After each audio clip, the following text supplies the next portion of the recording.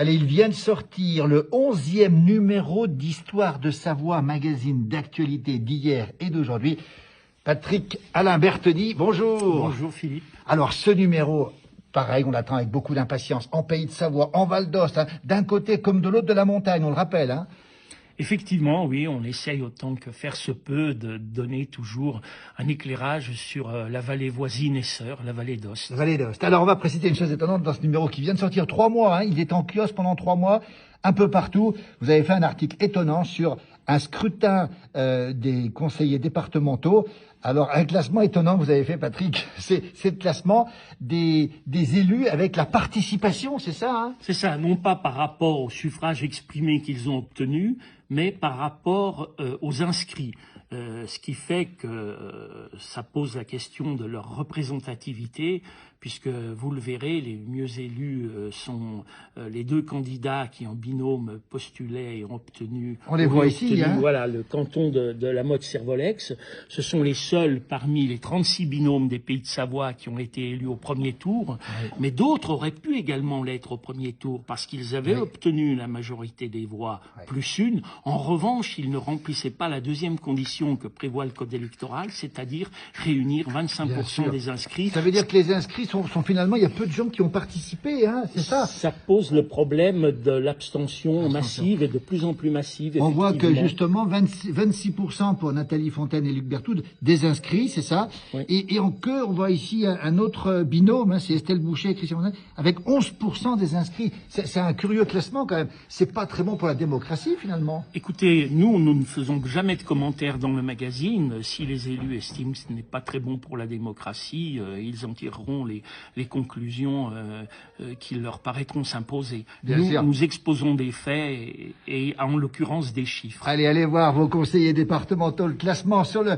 dernier magazine. Et puis vous avez fait un article assez étonnant sur une actrice immensément connue dans les années 30, on va dire années 40. Elle s'appelle Corinne Lucher, elle s'est mariée à Passy en Haute-Savoie, c'est ça?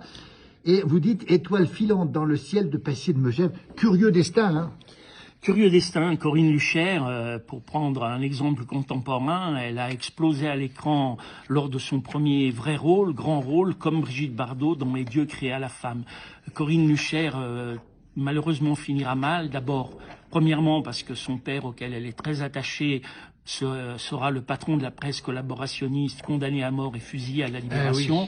Et ensuite, elle contractera la tuberculose, ce qui explique sa venue à Passy, son mariage avec une espèce d'aventurier, ancien légionnaire, compromis avec la Gestapo française de la rue Lauriston.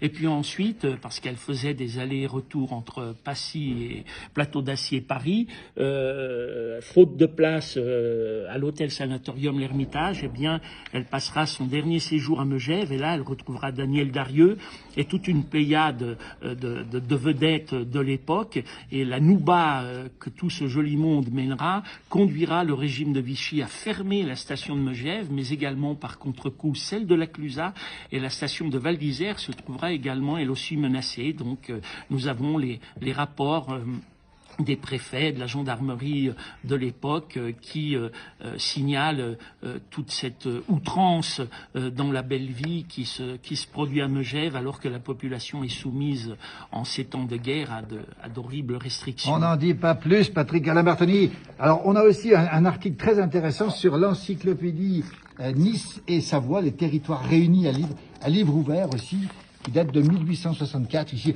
c'est un petit peu toute l'histoire. Et puis, on retrouve ces fabuleuses photos. Alors ça, c'est incroyable. Ces photos comparatives entre les photos d'avant et les photos d'aujourd'hui. On voit Moutier ici, qui est en Tarentaise. On voit ici d'autres lieux comme Conflans, vous voyez, par exemple, ici. Alby-sur-Chéran. On feuillette l'album. Vous retrouverez tout ça dans le magazine. Et puis, Patrick Alain Bertheny, la cerise sur le gâteau, c'est toute l'histoire du Saint-Genis, ce village jadis frontière où la vie de tous les jours, c'est du gâteau. C'est comme ça que vous titrez justement sur ce Saint-Genis. Alors sans tout dévoiler, le Saint-Genis, c'est à lire sans modération, ça. Ouais, c'est croquant gourmand, une couverture croquant gourmande. Je vous conseille tout de même de pas vous risquer à la mettre entre vos dents.